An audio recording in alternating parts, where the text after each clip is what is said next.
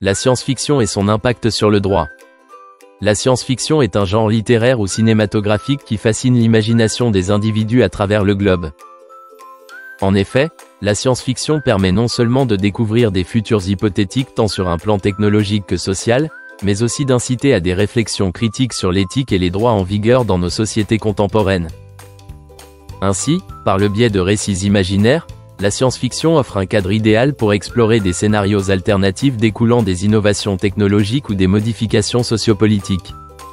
Depuis ses origines, la science-fiction a servi de miroir, reflétant les préoccupations et les dilemmes de chaque époque. Les œuvres marquantes, telles que celles de Philip K. Dick ou d'Isaac Asimov, soulèvent des interrogations sur la nature des lois et des droits individuels dans des sociétés futuristes. Par exemple, Isaac Asimov. Il a introduit des concepts éthiques complexes et novateurs à travers ses célèbres lois de la robotique, qui incitent à se questionner sur notre rapport aux machines et le cadre légal qui doit les encadrer. Ainsi, cela permet de soulever des questions fascinantes sur le droit positif et le droit prospectif, telles que la responsabilité juridique des intelligences artificielles et les droits des êtres non humains. D'ailleurs, cette réflexion n'est plus cantonnée à la science-fiction. En effet, le Parlement européen, dans sa résolution datant du 16 février 2017, a directement abordé ces questions en envisageant la création d'un cadre juridique pour les robots. Ainsi, cette résolution s'inspire des principes qu'on pourrait qualifier asimoviens pour examiner la responsabilité juridique des robots sophistiqués. En effet, elle met en avant les défis pour le droit positif, mais aussi pour le droit prospectif, qui devra anticiper les innovations futures et garantir un cadre juridique dans l'usage des nouvelles technologies.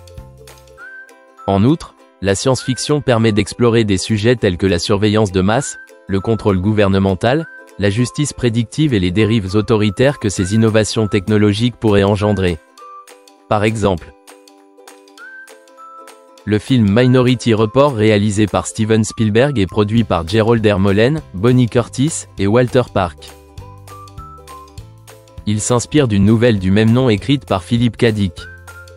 Cette histoire plonge dans un futur dystopique où des individus qu'on nomme des précogs sont dotés de capacités pour prédire les crimes avant que ces derniers ne soient commis, permettant ainsi à la police d'agir en amont. Ainsi, cette œuvre de science-fiction soulève des interrogations complexes sur le libre arbitre, la responsabilité morale, ainsi que sur la présomption d'innocence. Cette œuvre met en lumière les risques d'un système judiciaire automatisé qui pourrait sacrifier les libertés des individus au nom de la sécurité. Ce sujet est d'une pertinence telle que l'Union européenne dispose depuis le 1er août 2024 du règlement européen sur l'IA, qui vise à établir un cadre légal pour garantir que les systèmes et outils d'IA soient conçus et aussi utilisés de manière à minimiser les risques pour les individus et la société. En effet, ledit règlement dispose de 4 niveaux de risque qui placeraient d'office la technologie utilisée dans Minority Report dans le niveau 1, qui est celui du risque inacceptable et donc tout simplement interdit. Ainsi, grâce au récit fantastique, les écrivains invitent les lecteurs à réfléchir sur la direction que pourrait prendre le droit dans nos sociétés technologiques.